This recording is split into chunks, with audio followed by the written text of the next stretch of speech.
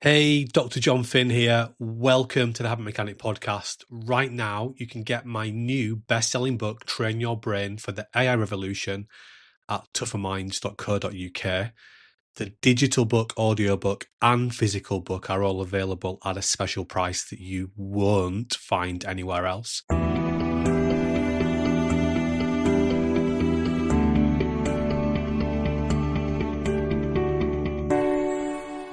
This Tougher Minds podcast offers another more detailed discussion focusing on one of the concepts within the elite business athlete.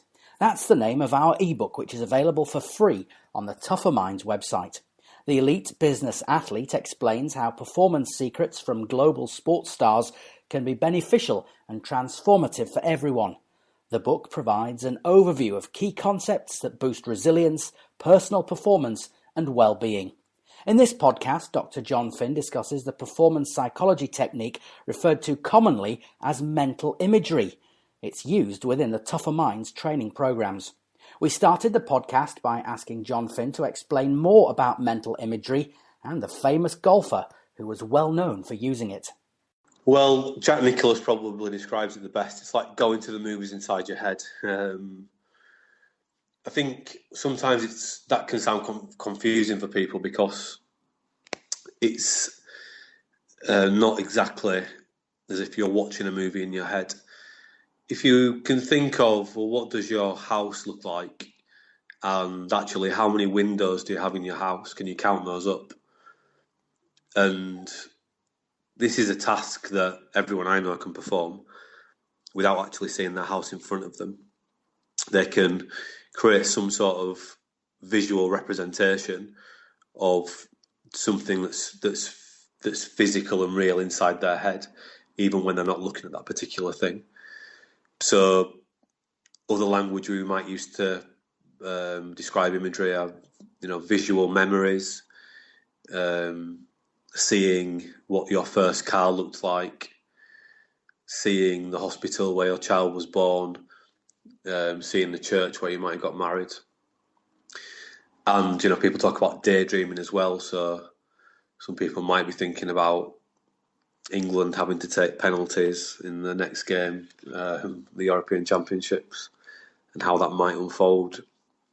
So it's kind of this visual representation inside your head. But actually the way that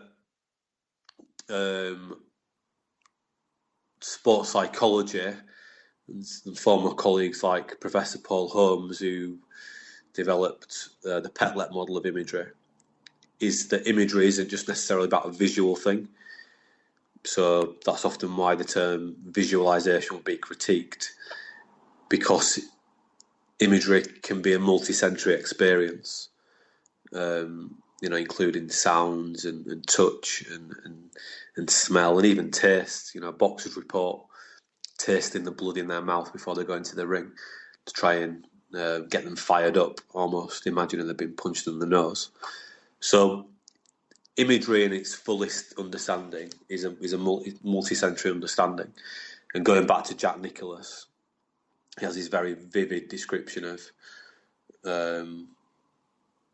the outcome of a shot that he creates in his head before he actually hits the shot. And in the elite business athlete, you include a brief quote from a book called Brain Rules, which talks about the human senses being very much dominated by visuals and what people can see and or these type of images you've just described. So they do fundamentally then have a very powerful influence. Yeah, they seem to be. So there's an extensive literature on learning styles, but actually there doesn't seem to be any extent to the validity and reliability of the foundations of that literature. So the suggestion that different people have learning styles doesn't really stack up when you look at that in experimental design conditions. When we're starting to understand the brain, we're actually seeing that the sensory cortex, where our senses live, if you like, is dominated by vision. We call this the the pictorial superiority effect, and it's thought that up to a half of the sensory cortex is for vision and pictures. And when we're talking about pictures, the way that I would describe that is that right now, whatever you're looking at is like a picture that you're looking at. You're creating some sort of picture of it. So you can look at pictures in real time with your eyes open, looking at what's going on around you, or you can look at pictures in your mind's eye, things that might not be real in the moment there, but you've got some sort of visual representation of them, and you're continually switching between these two things.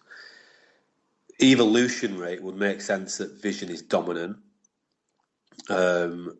because our eyes have been very important in the evolution of Homo sapiens, and it seems that what's most appealing to us are 3D moving visual images, like you would see in real life or like you might see in a movie. That seems to hold our attention in the most effective way. So the idea of vision and images being so important for, or so dominant in our sensory cortex, certainly gives us, or we can certainly rationalise that by thinking about how humans have evolved. Language is quite a new thing. Even the way that we read words is in picture format.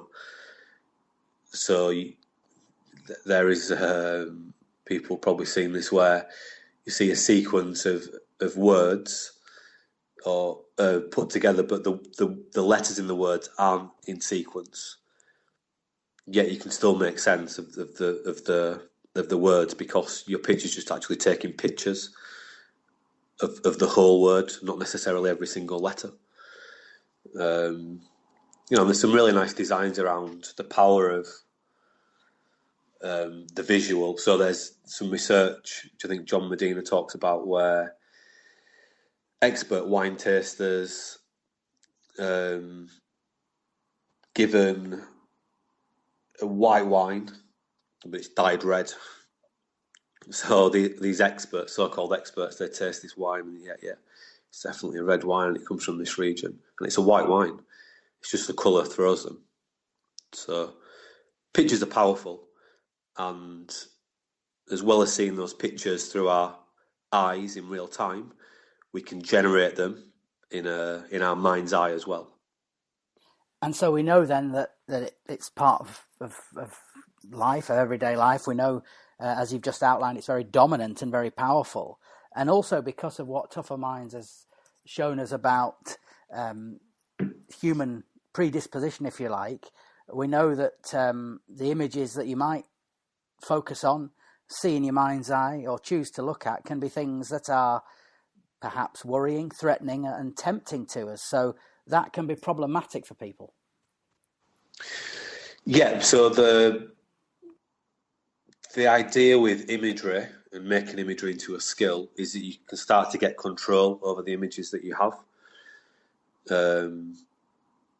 So if we're being resilient, we might have good control over our imagery, so that when we recognise that we're paying attention to things in our mind's eye that aren't helpful for us, that we can switch our attention onto something else. So yeah, it's all leading us back to CBT, really, getting control of our cognitions, and part of our cognitions are images, visually orientated. So say, for example, somebody might be feeling anxious about an experience they've had professionally or at work earlier in the day, and when they have a quiet moment at home, those images come back to them, and perhaps distract them and are disruptive for them. Is that the practical implication of it? Yeah, so it lingers. Your brain keeps paying attention to it because it's kind of threatening, and it's not like watching a Hollywood movie in your head. Sometimes these images are very faint, but it's taking you back to thinking about that person who's upset you, or that situation you found yourself in. Yeah, and so don't worry if you can't see an absolutely clear picture in your head. That's not essentially what imagery is. It's almost like a trace of a memory, if you like, which has a visual orientation.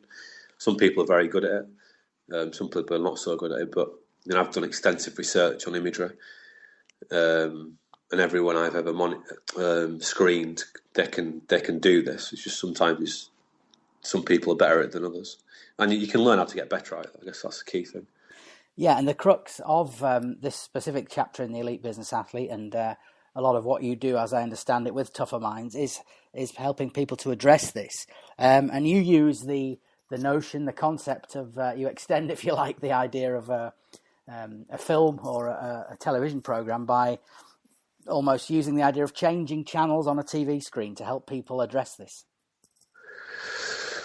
The way that we use our TV metaphor is just like you've got a mini TV screen in your head, in order to think about the images. And I wouldn't want people to think Tougher Minds is an imagery training program. It's not.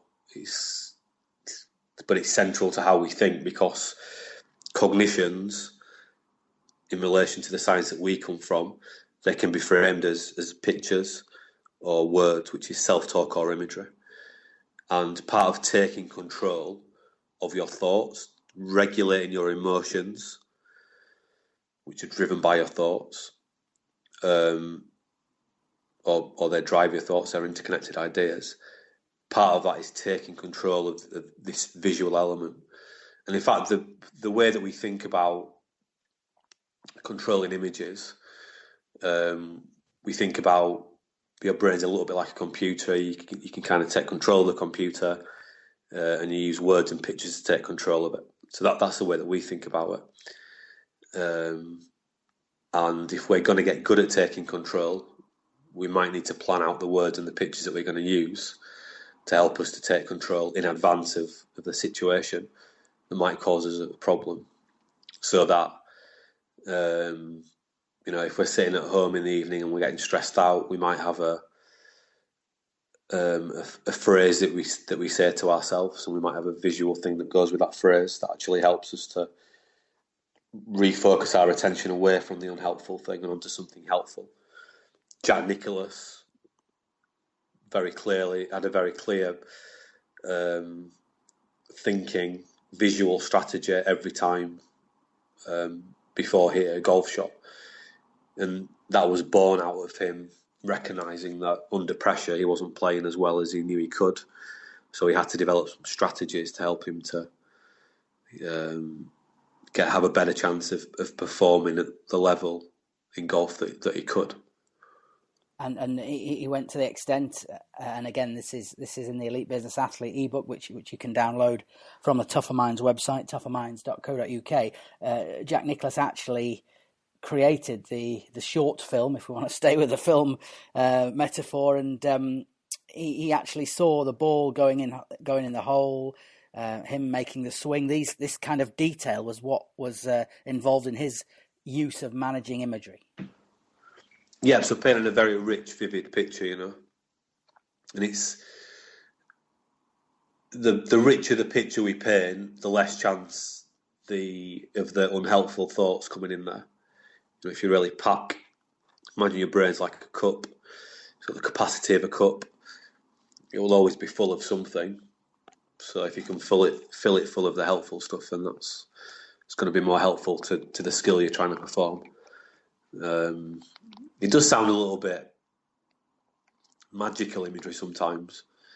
And I think the story that I'm recalling in the book is that I vividly remember this, going to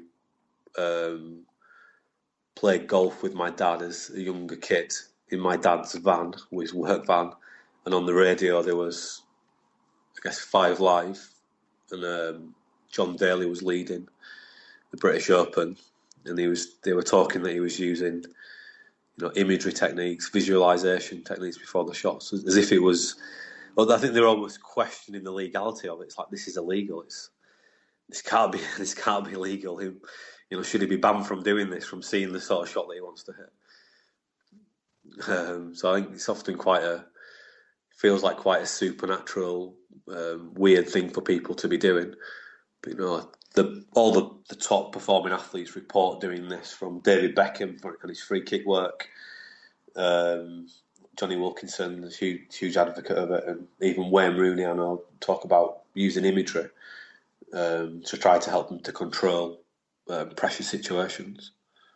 Yes, you can perhaps imagine, perhaps some people more readily can imagine how very specifically useful it is for the execution of a sporting skill or in a sporting context. And perhaps the golf journalists and golf broadcaster skepticism at that time said more about the nature of the game than much else besides. But certainly, I'm sure you're well aware that these kind of approaches are very prevalent in professional golf. That sport, then, how might a professional person make best use of this kind of understanding? How might they manage their imagery to best effect in their daily work? Well, we talk about helpful attentional control. It's kind of the heart of what we want to teach people, how to hack their brain. And imagery is a hack strategy, so it's something you can use to get more control over your thinking and hopefully build that into a habit. So the way to use imagery, or a practical way to use it, is as a trigger to help you to pay attention to something that's helpful for you. And you can plan to use a trigger. So you might be sitting at your desk in the afternoon, trying to get the work done, thinking, oh, why, this is boring, it's rubbish, I want to go home. But having that visual trigger of the big goal you're working towards, and the current work is part of that project, might just help you to, refocus on the thing that you want to achieve. So it's recognising difficult points in the day and then having a cognitive strategy, which will include imagery, to help you to manage that particular challenge. And it can be very powerful. And the aim is that becomes a habit, that you use this to get your attention onto something that's helpful.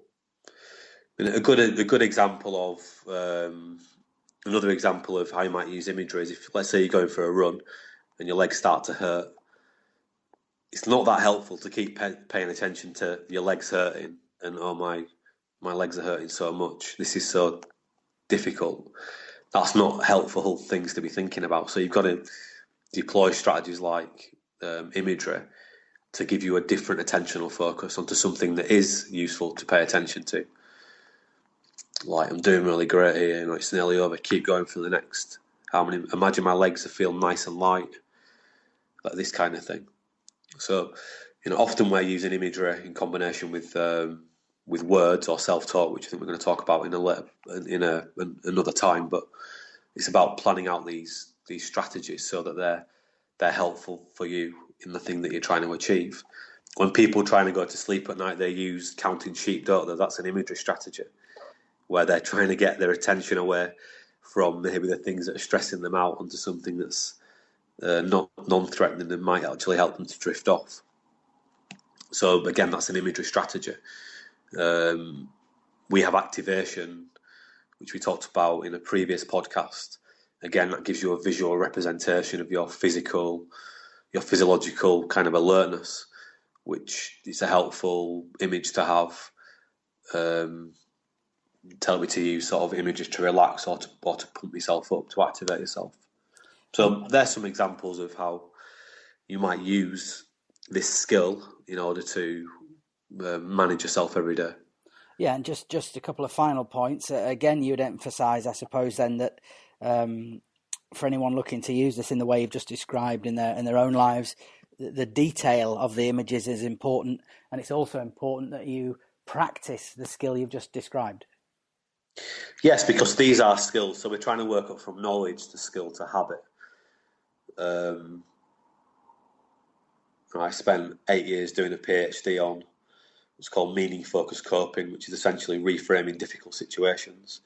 And my habit of reframing things, I'd say, is a lot better now than it was 8 years ago, because or whenever I started my PhD, because because I practiced it a lot, and this really is about practicing. If you practice using unhelpful imagery, like always seeing in your mind's eye the worst thing that can happen, you get really good at doing that. If you practice in your mind's eye, kind of controlling the image or getting your image onto something that's helpful for you in the moment, then you get really good at that. So this is a neuroplasticity thing. It's about practicing. And I guess with the advent of mobile technology and the extension of kind of video and imagery capabilities, then in a way your smartphone is an imagery training device that you can use to help you to get better control over imageries. We hope you enjoyed listening to this Tougher Minds podcast, which discussed mental imagery, a concept within the elite business athlete, the free Tougher Minds ebook, which explains how performance secrets from global sports stars can be beneficial and transformative for everyone. You can download the Elite Business Athlete from tougherminds.co.uk. Remember, it's totally free. Thanks for listening.